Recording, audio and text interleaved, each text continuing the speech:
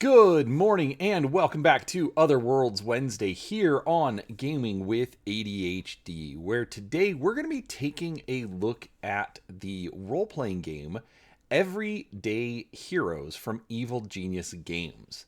Now, this is actually going to be part one of a short series of videos where I dig into all of the rules for the game. Not quite a deep dive. We're not going to read through every single piece of the rules, but I'm going to break it down into the three main sections so that you get a good feel of what the game is, why you might be interested in playing it, and, you know, some of the things that I find interesting about the game. Now, before we get started, do make sure you're subscribed to the channel. I try to put up a few videos each week covering all sorts of tabletop content, whether it's miniatures, role-playing, board games, or anything in between. I also try to do some live streams covering different game rules systems, all sorts of stuff. So there's lots to offer. We'd love for you to come along and absolutely would appreciate it. One thing I will also point out down below, there is also going to be an affiliate link. It'll go over to DriveThruRPG. If you are interested in picking up Everyday Heroes for yourself, would love it if you used it, but regardless, we're happy that you're here. So, with that out of the way, let's go ahead and get started. So, first off, as you can see on the screen, I titled it Modern Cinematic Role-Playing. Everyday Heroes is designed for you and your players to take on the role of essentially action movie heroes. Whether it's a spy movie, just a general action movie, something more military, whatever, it is designed for modern or very near modern, and essentially just, go in and have some fun. So I was actually pretty interested when this came on my radar because, as anyone who's been here for any length of time can tell you, I've had an idea for a game that I would like to run if I can ever get up the guts to actually do it. And I've looked at different systems, I've considered different ideas, and I wanted to see how Everyday Heroes would stack up and actually fit for playing that particular game. So, let's get into it and take a look. So, first off, this was released in 2022 from Evil Genius Games. It is 464 pages long. Basically, it is a role-playing game, all self-contained in one book. You have, your game master section, your rule section, your character creation section. You do not need to purchase multiple books to get into the game. There are multiple books, but we'll cover those a little bit later. It is available in both PDF and physical copies. PDF will run you $30. You can get that at that DriveThruRPG link below. Or you can get the physical book for $50. And they also have a PDF physical copy bundle, which, if you're anyone like me, is pretty handy. So, with that said, what it essentially is, it's a modern twist to the 5th edition role-playing game for advanced, or for Dungeons and... Man, I watch a lot of different stuff. For Dungeons and Dragons, it's based off of the 5th edition rules. But it took a lot of inspiration from D20 Modern, which was released in the 3rd edition era. But it also has some of its own twists and its own ways of approaching the genre. As I said, it's a complete role-playing game for both players and game masters. And I keep repeating myself with... D&D with D&D 5e with influence from D20 Modern. It was designed for cinematic type stories, and in fact, you can actually see that in some of the supplements that they put out. They've done Rambo, Pacific Rim, Highlander, Total Recall. Trying to think of what else they did. There's a big variety, and they're all big licenses. So I thought that was a really interesting twist, because you're going to have things where a role-playing game might be interesting, but maybe not necessarily a complete game, or maybe you would feel too shoehorned in it. And so what they did is they actually took those movies, wrote stories and adventures around them, added in some extra rules.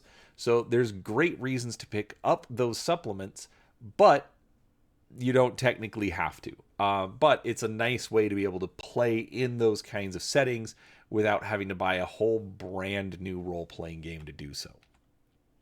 All right. So the core rulebook is broken up into 3 parts. Basically, your first part is going to be your hero section, how to create your heroes, how to equip them with all, vehicles and weapons, or spy gear, or supercomputers, whatever it is. Basically building the character that you are going to play. The second section is the rules. That'll be in a video coming out hopefully next week. And then the third part is their recommendations for how to run a role-playing game. And if all goes right, that should come out the week following. So, for the heroes. Now, in the core rulebook, all of the heroes are humans. You're not playing aliens, you're not playing mythical creatures, you are playing some variant of a human. Now, what do I mean by variant? So there's no races in the books. It's all archetypes. And archetypes are all based on the 6 base attributes.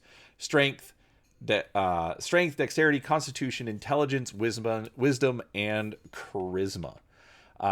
Basically, there's one archetype per stat, and each archetype has 3 to 4 classes.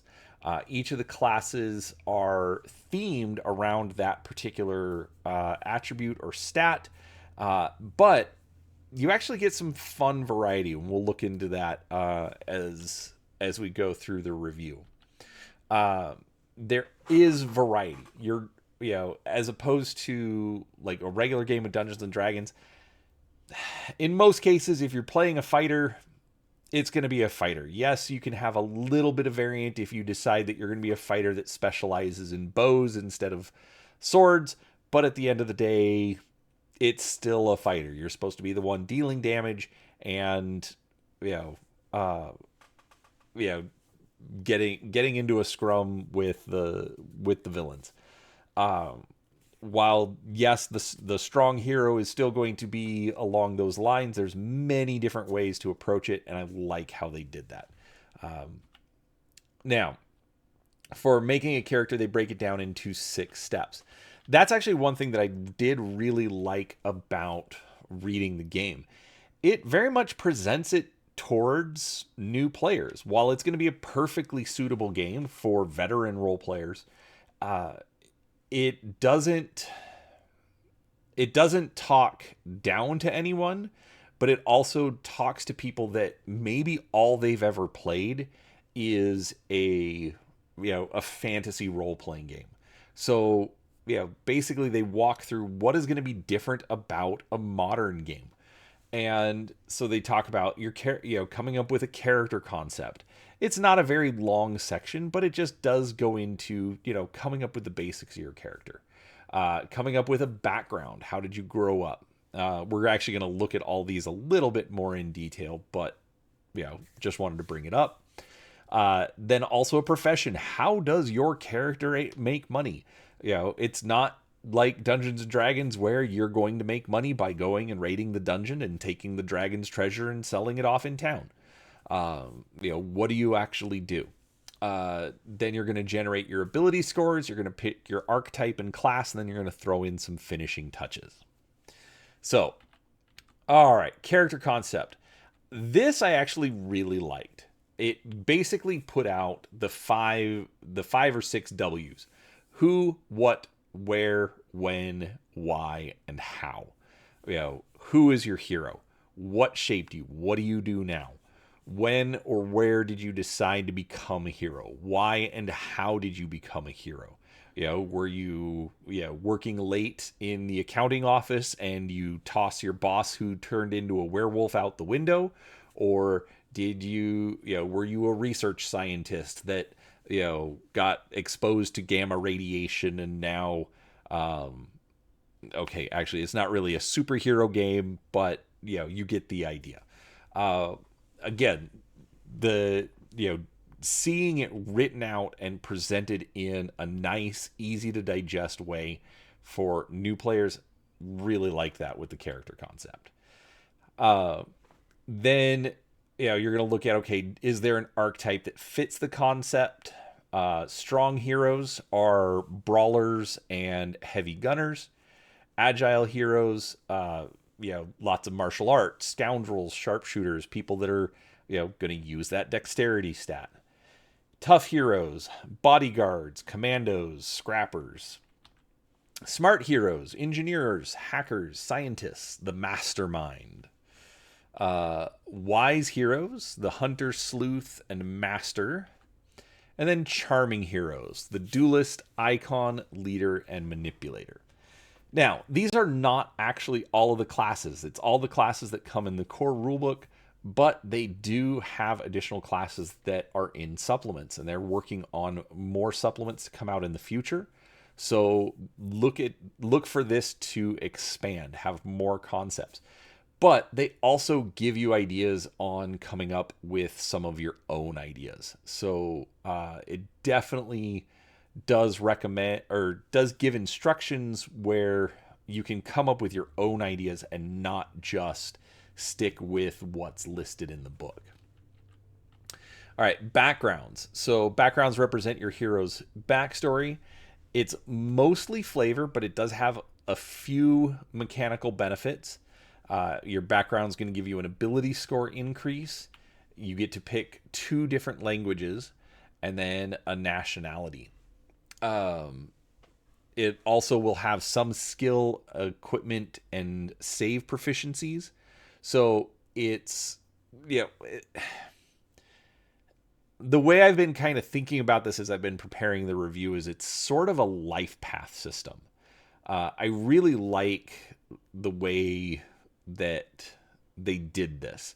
A lot of times, people are coming up with, large, complicated backstories, and one of the concepts that I've kind of locked into is that your background really shouldn't be more than like 3 or 4 sentences. And this basically gives you that. Like, okay, so you get an ability score increase. Say it's actually I've got also iconic equipment and any special features. So we'll look at a couple here. So we've got the activist. Growing up, you were motivated to act on behalf of a social or political cause. You know how to influence people by your deeds and actions. Increase your wisdom or charisma score by 1 to a maximum of 20. So there's your ability score increase. Skill proficiencies, choose either intimidation or persuasion. Iconic equipment, an old campaign button from your youth and a bullhorn. And special feature, political speech. You have advantage on charisma checks made to promote a cause or convince people to support it. So, not one that I was expecting in a game about, kind of action heroes, but it was a fun little twist to see that one. But then as you can see, we've also got, raised by assassins, gamers, technophiles. So not all of them are going to have the exact same list. So like you can see with like, okay, so between like raised by assassins has an extra language. So all of them get to pick 2 languages, but then the raised by assassins says choose 1 additional language and keep it secret from your team. So they give you different little ideas, different ways to just kind of come up with that 3-sentence structure of what is your background and where did your character come from. All right. Then you move into professions. What does your hero what do your heroes do to support themselves? It also determines your wealth level. Wealth determines what equipment you have access to and what you can buy during the game. Which we'll get into wealth level a little bit more here in a minute. But basically, wealth level goes from 0 to 6, and items have a cost generally up to about 4 or 5. So, all right. So here's a couple of professions. There's academia. So for modern games, the classic professor, Indiana Jones, or something along those lines. They also put down customer service. That one kind of jumped out at me, since that's what I do for my normal job. But it says you work on the front lines of capitalism, greeting customers, taking their money, answering questions, and taking the heat for things you have no power over. Sample careers: assistant manager, cashier, front desk, greeter, phone support, sales assistant, server, stocker, usher. Ability score increase: increase your charisma and 3 other ability scores of your choice by 1 to a maximum of 20. Skill proficiencies: deception and persuasion. Iconic equipment: uniform, bottle of aspirin, name tag, employee of the month certificate. Wealth level 1. Special feature: de-escalation. You gain advantage on charisma checks to calm angry people or to persuade someone to show you mercy. This I thought was just perfect. It's fun. It's an interesting little twist. How many times, like I was talking with a friend of mine the other day about the old TV show Chuck, and many of the characters in there were essentially customer service agents. So how do they fit in? Because they would get sucked into these adventures. So the fact that the game has little snippets like this are fantastic. We've also got espionage and trades. Trades has special features: handy. Choose a specific trade you focus on. You gain advantage on intelligence checks for activities performed in the practice of the trade. So again, all sorts of different things, but again, to represent just those regular humans that get sucked into a crazy situation. All right, so the ability scores, it's the standard D&D ability scores. The GM is going to determine how you generate the scores. Basically, there's a standard set that they recommend: 15, 14, 13, 12, 10, and 8. So you've got one, a little negative in there. The point buy, you start at 8 and you have 27 points to spend. Typically, it's going to be about 1 point per stat increase. And I think the max you can go to is 18. But don't quote me on it, because I don't have the book in front of me while I'm doing the review. All right. Also, it recommends rolling 46, keep 3, and then assign as wanted. So, obviously the GM is going to determine, but they give you options so that, you can either go with a bit more generic, or roll it and get something weird and interesting and build your character off of that. All right, so for archetypes and classes, when you pick your archetype, typically that's going to be where you put your highest attribute or stat. Picking your class, the archetype is going to determine what classes are available to choose. There is a chart on page 24 of the book, and it gives a description of the classes, key and secondary attributes, and what I thought was really interesting is a difficulty rating for the character. So here's the chart right here. You've got your archetype down along the left, and then we've got the class and description. So for the strong hero, we've got the brawler is an in-your-face warrior who can fight with anything. Strong, or the heavy gunner specializes in massive guns and giant explosions. The MMA fighter mixes strikes and wrestling to take down foes. Let's look at smart. We've got the engineer uses technological tools to overcome any obstacle. The hacker masters computers in the digital age. The mastermind concocts intricate plans to outwit everyone. The scientists use their vast knowledge to aid allies and attack enemies. And then you'll see your key ability scores, secondary scores, and then the simplicity of the character. Most of them are medium. A few of them are simple. Obviously, the tough or the more physically oriented characters are going to be a lot easier to play because at the end of the day, it's hit that thing, shoot that thing, get in the way of that thing, something along those lines. Whereas your soft skills, no soft skill, your intelligence, your wisdom, and your charisma, the thinky attributes, they are going to have a lot more special abilities. They're going to have a lot more things that require paying attention to triggers and when things happen. I believe the mastermind has one where literally has an ability where you can essentially say that, oh, I prepared for this situation because I figured we were going to be running into this villain who has a freeze ray, so I made sure to pack us all these super compact parkas or something like that. But there's a bunch of that. Obviously, there's a lot of different classes. They give you a lot of variety. Just looking at the strong ones, you've got a brawler, the heavy gunner, and the MMA fighter. Those are very, very different ways to use your strength, but they all fit within that particular archetype. All right, so leveling up your character. Obviously, this is going to get a little bit more into the rule side as opposed to character creation, but I did want to point out a few things. Number one, the game only goes up to level 10. Not entirely surprising because there have been studies where essentially most people really only get to level 6 or 7 anyways.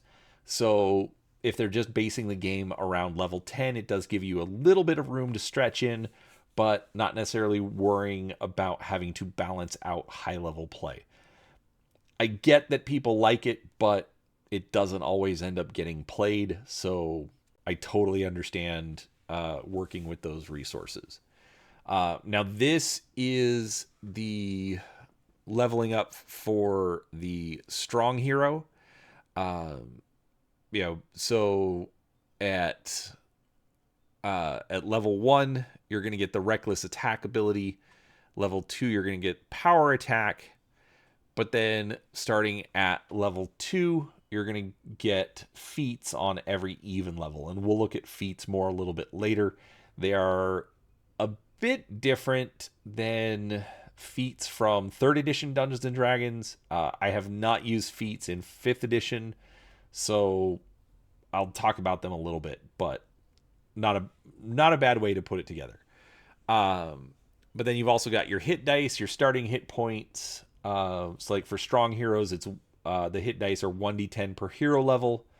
Your starting hit points is 10 plus your constitution modifier. And so this I actually thought was kind of interesting is for your hit points, you can either roll the d10 and take your constitution modifier or just say that you're going to take 6. So they let you take kind of the average of whatever your hit die is. So if you don't want to risk the roll, you can do that. And then also what your base defense is. So for the strong hero, it's the starts at 10 plus the strength modifier plus the strong hero defense bonus. So that's all listed over here. Now, all the different archetypes have a similar generic leveling tree.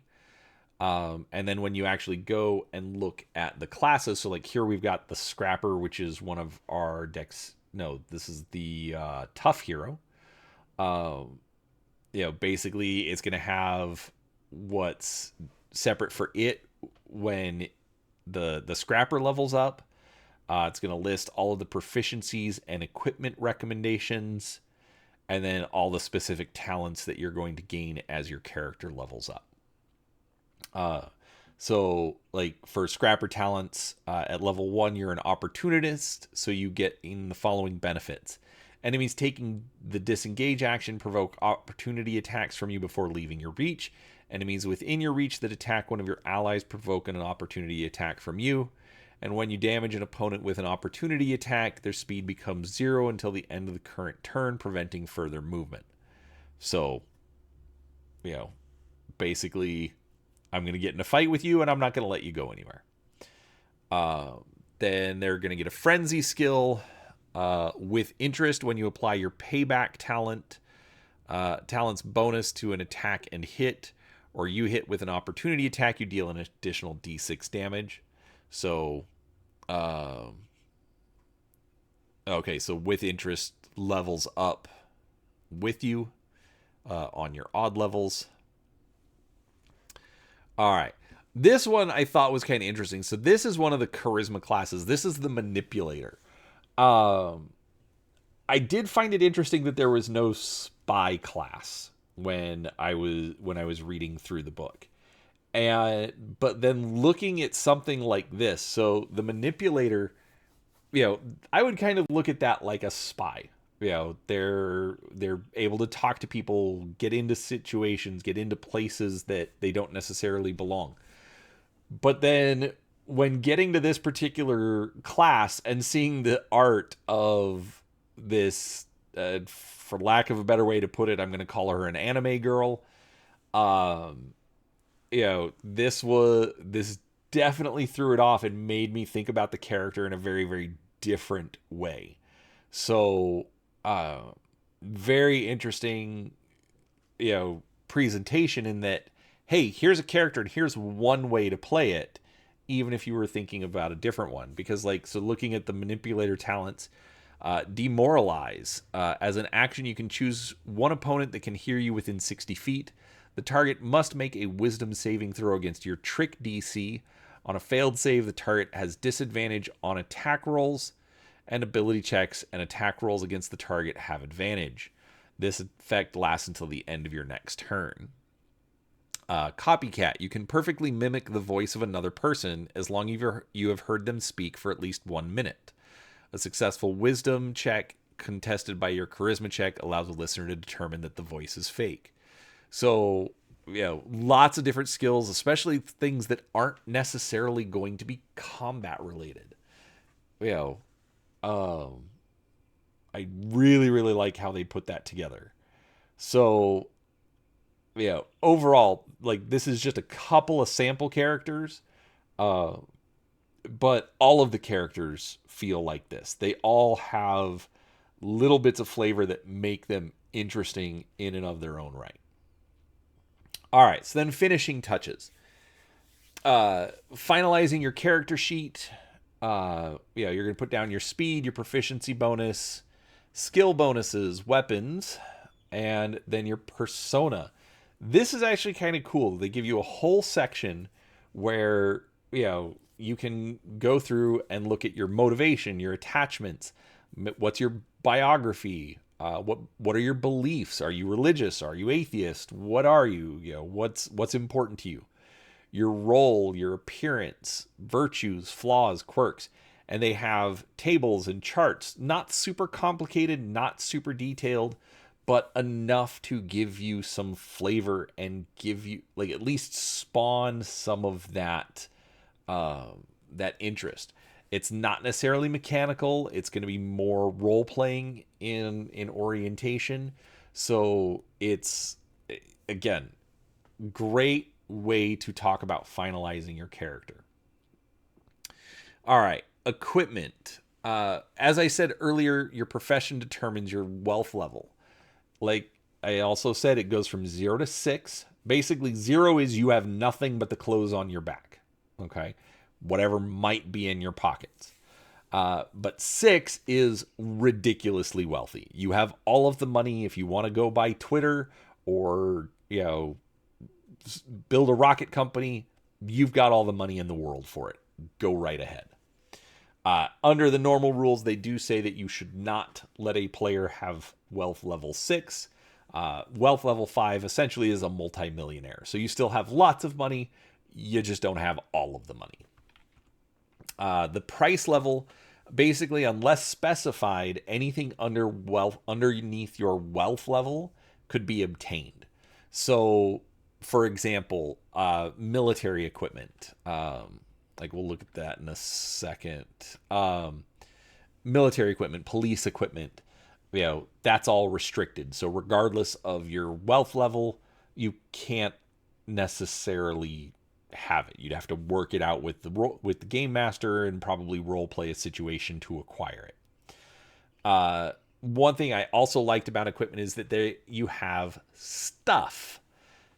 And now it literally calls it stuff. Basically, it is reasonable items that can be found. There's bag stuff, so stuff you would have in a backpack or a purse or a satchel, like your iPad or a notebook or an energy drink for later, whatever it is. Basically, if you can reasonably say that you carry it around in your backpack, then you can have it. Obviously, there is still a limit to how much your backpack can carry, but essentially by just saying, "Oh, I've got backpack stuff or bag stuff," okay, you don't have to argue with the game master of, do I have it? Can I get it from a store or things like that. There's also then car stuff. So basically, if you have a car, these are the kinds of things you would typically find in a car: a toolkit, a first aid kit, a tire iron, a wheel jack, a map, a spare pencil, some loose change, whatever. If you would find it in a car, it's reasonable to work with the game master and just say, "Hey, I'm gonna go get this thing out of my car, and because I've got car stuff, great, I have it. I don't have to argue about it or go figure out where to buy it." And then finally, pocket stuff. Your phone, your wallet, your ID, whatever. Obviously, it's not very big. There's not going to be a whole lot of it, but whatever you have, it's probably in your pocket. I realize that, like, I've spoken to other people, and they actually said that stuff is not anything new, but I hadn't seen it before, and I like how they presented it. So, stuff. Then there's also packs. So obviously packs are going to have a price level. So in this case, bodyguard pack is price level 3, whereas the soldier pack is only available to on-duty military personnel. So basically they're gear sets that help you define what items you're going to have. Clothes, gear, vehicle, weapons, armor. So, the bodyguard is going to have a light ballistic vest, and the soldier is going to have a heavy ballistic vest. The soldier is going to have a 4-wheel drive vehicle with car stuff, whereas the bodyguard is going to have a luxury car with tinted windows. So, again, just laying out and specifying what kind of stuff you're going to have out of these packs. All right. Now, feats. This, I thought, was a good way to approach it. They are optional. The Game Master doesn't have to let you use them. That's one thing I did find interesting about 5th edition over 3rd edition, is that they aren't required. Seemed kind of odd to me, but that's neither here nor there. Now, when you go to an even level, if your Game Master is allowing you to select feats, you can choose either 2 minor feats, or you can choose 1 major feat. Minor feats, there's 2 types. There's basic, which, are things like increased, attributes, increased wealth level, skill proficiencies, something kind of small. Oh, I'm level 2. I got a promotion at work. I'm no longer, 3rd key. I'm an assistant manager at the GameStop, whatever. Then there's advanced. So like Animal Whisperer. Okay. I have a pet dog. He comes with me everywhere. Don't shoot him. You know, I don't want to go John Wick on you. So, but basically they're a little bit more advanced. They give you some different skills, different abilities. None of them out of the list seemed overpowered. Blind fighting, so you're able to fight in the dark. Global contacts, so you can say, "Oh, we're in Istanbul. I know a guy." Kind of a thing. All right, and then major feats. So there's advanced, base, still playing off of the advanced minor feats, but these you're only allowed to pick one of. So like signature weapon, Fortune's Fool, which of course now that I have them here, I don't remember exactly what they are. Fortune's Fool, reroll 3 attacks, saving throws, or ability checks per day. Signature weapon gets various advantages using a favorite weapon. Or Harrier, block melee attacks and attack while retreating. So, we've got to pull back, but I can still fight, and I'm not going to provoke attacks of opportunity. Yeah. And then there's also multi-class feats. So instead of being a brawler and then taking some levels in heavy gunner, well, I can spend one of my feats to get some, essentially cross-class abilities. So there's archetype skills. Basically, you get to pick a skill or an archetype feat where you get to pick something from from one of the other archetypes. Basically, it has to be one that you don't already have. Class training, so some kind of a skill that you get from the particular class, and then if you decide to take the third one, then you already have to have a regular class skill. But then if you take advanced class skill, then you can get some of the higher level abilities that have the prerequisites. So overall, I thought the feats were a nice way to do it. I actually really liked how they did the multi-classing, so that you can pull in some of that flavor of other characters without being able to fully min-max and take a whole bunch of classes of everything. All right, so for now, if you've watched any of my role-playing game reviews before, I always like to talk about things that I liked, things that I was neutral on, and things that I disliked. For now, all I'm going to talk about is what I liked, and basically covering those topics, but just related to character creation. We'll talk about the others when we get to those. So first thing that I really like, I like how the character builds promote different play styles. Okay, you're not like the combination of the backgrounds, the professions, and the classes give you a lot of ways to get variety in your character. So where you could have 2 brawlers that end up having a different flavor, a different feel, by being able to take those different options. It's letting the players with the same archetype build very different characters. I like the cinematic styling. Reading through the book feels like you're watching an action movie, and I really like that. I also really like that there's lots of art. I've complained about this a lot in previous books, but this book didn't feel like it was missing art, and the art that I saw, I liked. Was it the best art? No. Was it rather realistic looking? I thought so. It had all sorts of different characters, all sorts of different types of people and places.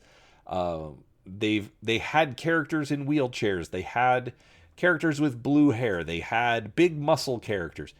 Whatever. They had everything, and it didn't feel out of place. It felt like it was still appropriate for what it was supposed to represent. Overall, it was really good. Each of the classes did get a piece of art, and there was tons of flavor art scattered throughout. Sometimes it was just a small picture, sometimes it was half a page, but it was a lot, and it definitely helped. It was very inspiring for wanting to play the game. All right, so things I'm neutral on.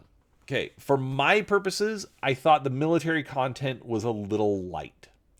There are a couple of classes for military characters, like you have the heavy gunner, you have the leader, and I think one more.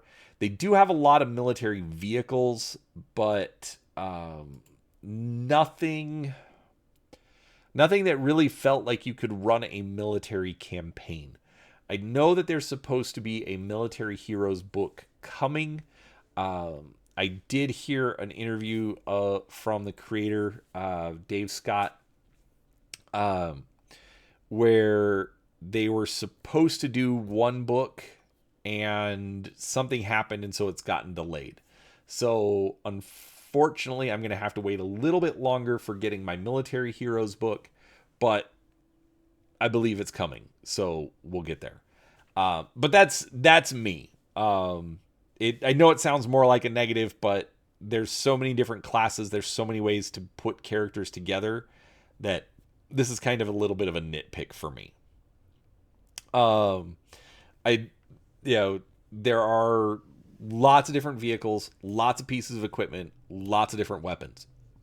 There's not, like, one problem with trying to render weapons down into a stat line is that essentially they're all going to be very, very similar. Maybe this one has a +1 bonus and that one has a +2 bonus. This one can penetrate armor 3, that one can only penetrate armor 1. So there's some variety, but not a ton, but that's not necessarily their fault. It's just math. But they still give you a lot. Rules for, bow and arrow and guns and tanks and sports cars, things like that. There's also rules for places. This I actually thought was interesting. It's not really good or bad. So that's why I put it in the neutral spot, because I also didn't really have a place to put it just in the regular review. But they do have, places, and so it's an armory, a home, a laboratory, a safe house, a workshop, and a couple of more that I forgot to put down. But basically it's, they give you a rating. It's called the place level, which is comparable to your wealth level. So, okay, what kind of house or workshop or secret hideout can you afford? And then what kind of benefits it's going to give you, like your laboratory, essentially gives you a baseline for a difficulty check, whereas the armory tells you what kind of weapons are available in it. Dislikes. Right now, I don't have any. Okay, for making characters, I thought the game hit it out of the park.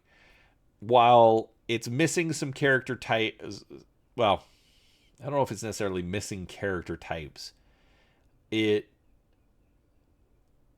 I said, for the game I would like to run, I would like more military content. But that doesn't mean I can't adapt stuff that's already here into doing that. So overall, I really don't have anything negative to say. I think the characters are flavorful, and it feels like reading through an action movie, just reading through the character creation. So I really did enjoy that.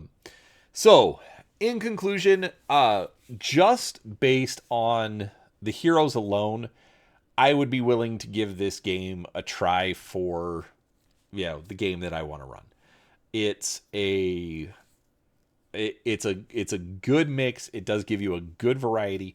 The fact that there are already supplements out there to expand the classes and the things that are available, or being able to run the adventures for Pacific Rim or Rambo, things like that. I was able to flip through Rambo a little bit, and it adds a lot more military content. But you know, do I know? Anyways, point being, there's a lot out there already, and so far, I'm really, really happy with the game. So, with that said, what do you think? Have you already played Everyday Heroes? Is this a game that you're interested in knowing more about? We're definitely going to do 2 videos to cover the rules and the Game Master section. So please come back for those. Make sure you're subscribed so that you don't miss when those come out. But otherwise, I would absolutely recommend at least giving this game a look. I think they put it together really well. I think it's a good price for the amount of book that you get, and absolutely would recommend picking it up. I do have it right here behind me. Big, fat, full color, glossy pages. Absolutely recommend it. So, with that said, thanks for watching. Please give the video a thumbs up if you enjoyed it. Make sure you're subscribed if you'd like to see the rest of the videos. And don't forget, if you want to pick up your own copy, there is that affiliate link down below, and I'd absolutely appreciate if you used it.